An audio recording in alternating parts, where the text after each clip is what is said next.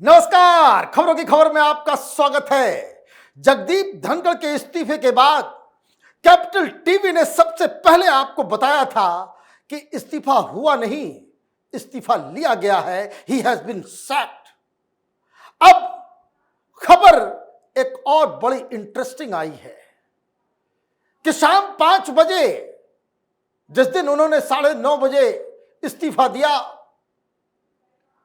उसी दिन शाम 5 बजे एक लिफाफा जो धनखड़ साहब को दिया गया, उससे ही सारा मामला, और वो इतना डर गए उस लिफाफा को देखकर, आनन फानन उन्होंने इस्तीफा दिया। और वो भी कांग्रेस के नेताओं के साथ बातचीत करके।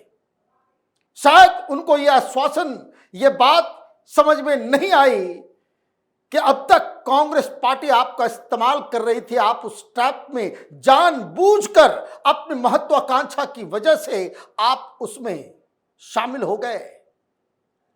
और बताया यह जाता है कि उनको इस बात का भरोसा था कि वो इस्तीफा देंगे तो विपक्ष उनके साथ खड़ा हो जाएगा।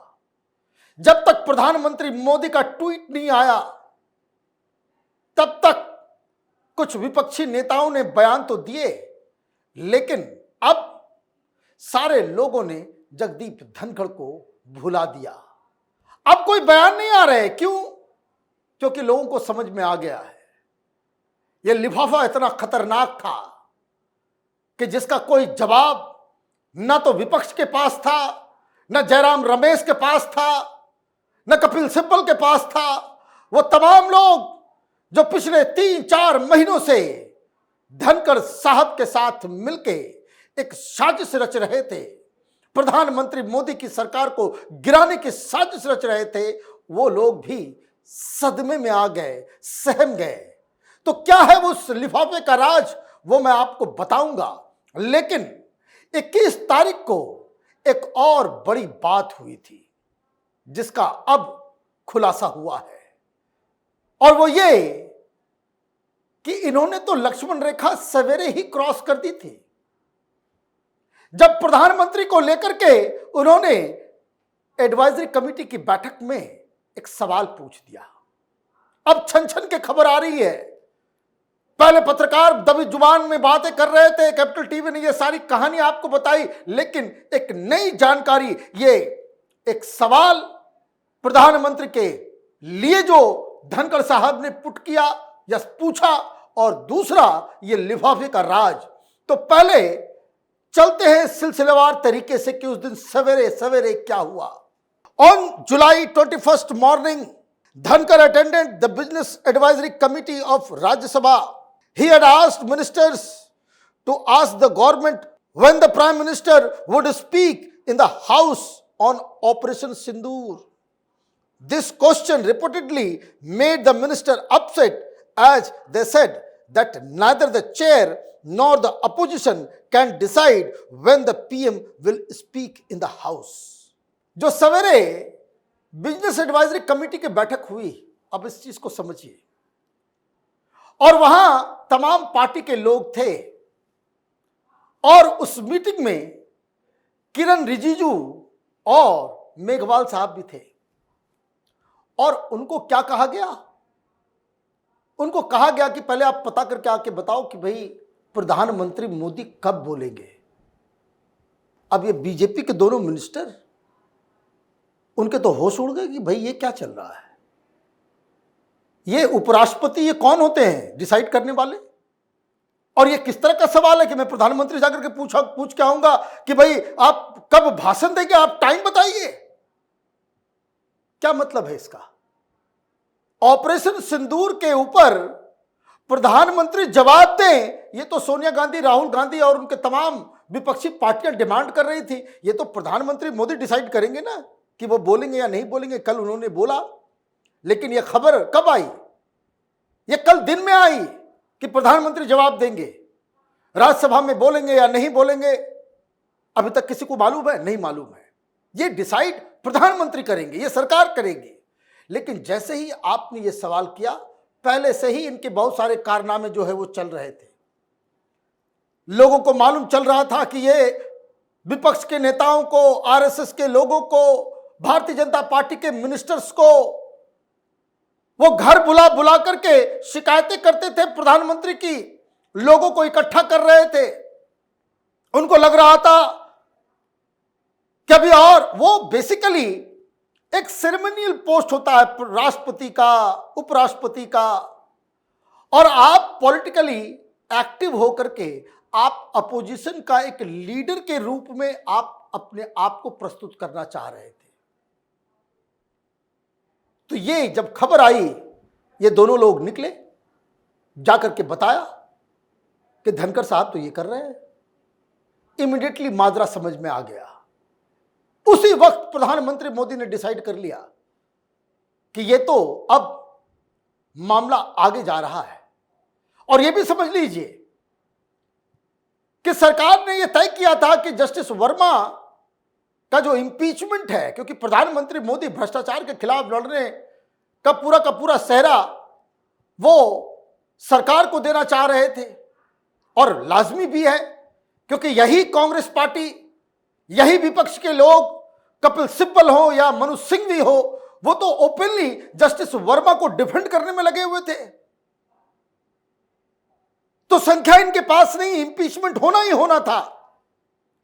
लेकिन ये क्रेडिट प्रधानमंत्री से छीन के विपक्ष को दिया जाए, इसकी शुरुआत उन्होंने कर दी। After the BSA meeting, Dhankhar went home for lunch. Dhankar then got a call from a senior minister, but Dhankar reportedly declined to speak to him. The center realized that Dhankar chapter was over. At 4 p.m., Dhankar went back to the Rajya Sabha and mentioned the opposition's proposal against Justice Verma.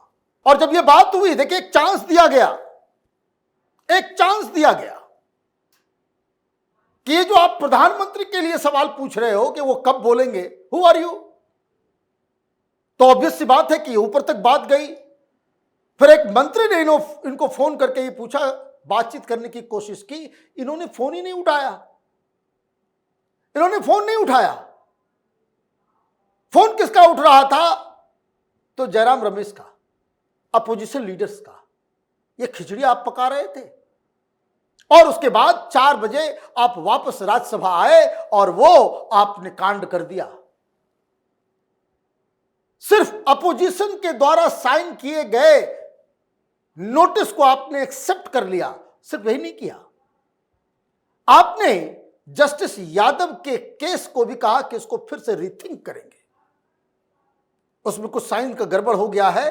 अब एक बार तय हो गया कि जो sign करने वाले हैं उसको हटा दे, तो जो अगर 50 संख्या है, टोटल 55 संख्या थी, तो जस्टिस यादव के इंपीचमेंट का भी मामला हम उठाएंगे। तो ये तो अप हो गया मामला। प्रधानमंत्री ने फौरन डिसाइड कर लिया कि खेल खत्म है, अब धनखड़ को जाना ही होगा, धनखड़ को बाहर किया जाए। और इसलिए 4:30 बजे की मीटिंग जब हुई तो सरकार का कोई भी व्यक्ति उस मीटिंग में नहीं आया। At 4:30 p.m., a second session of BSc was scheduled. However, no government representative turned up. While all Rajya Sabha MPs of the NDA had gathered in Defence Minister Rajnath Singh's office, where their signatures were collected on a proposal for Dhankhar's removal. NDTV report says the NDA had support of 134 MPs on this matter. लीजिए, अब हुआ ये कि जैसे ही ये सारी चीजें हो गई, 4:30 बजे मीटिंग में सरकार की तरफ से कोई नहीं आया। और ये हमने सबसे पहले आपको बताया था कि किस तरीके से राजनाथ सिंह के कमरे के अंदर सिग्नेचर चल रहा है, और वो भी बहुत ही डिस्क्रीट, 10-10 की संख्या में। कई सारे एमपीज ने बताया कि वो तो निकल गए थे। 4:30 बजे उनको फोन किया गया कि वापस आइए, वापस आप आइए। वापस आने के बाद सबसे कहा गया कि भाई ये प्रपोजल है, चुपचाप आप साइन करके जाइए। तो 10-10 करके ग्रुप में लोग आए, राजनाथ सिंह के कमरे में ये सिग्नेचर किया, 134 एमपी ने साइन कर दिया। किस बात के लिए? कि इंपीचमेंट के लिए। अब उसके बाद क्या हुआ, यह मेन कहानी है कि जिसकी वजह से धनखड़ जाकर के इस्तीफा सौंप करके आ गए। और वो क्या था? The government was keen on ending the matter on the day itself, not postponing to the next day, sources told NDTV. The NDA proposal was handed over to Law Minister Arjun Ram Meghwal in a sealed envelope. He carried it to the chairman's chamber and submitted the envelope to the Rajya Sabha Secretariat at 4:50 p.m. 4:50 ये तमाम लोगों का हस्ताक्षर आ गया। Impeachment motion का 4:30-5 बजे सब कुछ बंद हो जाता है। 4:50 10 मिनट पहले वो लिफाफा दिया गया कि पहले ये काम होगा, पहले ये काम होगा। और लिफाफा धनखड़ साहब के सेक्रेटेरिएट पे आ गया, मालूम चल गया। और उनको फिर फोन दिया गया, एक मंत्री ने फोन किया कि आपके इंपीचमेंट का कार्यक्रम शुरू हो गया है, इस्तीफा दे दो, नहीं तो कल पहला काम यही होगा, आपको अब चेयर के ऊपर बैठने नहीं दिया जाएगा, इंपीचमेंट मोशन जो है वो उसकी शुरुआत हो जाएगी। और आप इस बात को समझिए, जयराम रमेश ने क्या कहा कि इस लिफाफे के बाद जयराम रमेश से लंबी बातचीत हुई। भाई आपको बातचीत तो दिन में ही करनी थी, और जो हमारी जानकारी है 3-4 बड़े बड़े मंत्रियों ने इनसे संपर्क साधने की कोशिश की, ये फोन ही नहीं उठाया, इन्होंने फोन तक नहीं उठाया। और अंततोगत्वा ये सारा साजिश दरअसल ये लोगों को कह रहे थे कि जाकर नायडू से बात करो, केजरीवाल को कहा, नीतीश से बात करो, जो समर्थन है उसको वापस लो, 240 है।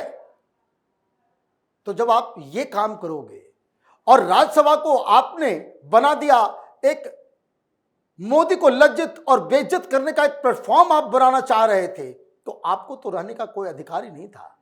जिस व्यक्ति ने, जिस शख्स ने आपको सड़क से उठा करके गवर्नर हाउस और फिर उपराष्ट्रपति बनाया, उसके साथ आपने गद्दारी की, इसलिए आपको यह सजा मिली है। आप देखते रहिए कैपिटल टीवी। हमारे वीडियोस को लाइक कीजिए, शेयर कीजिए और हमारे चैनल को सब्सक्राइब कीजिए। धन्यवाद।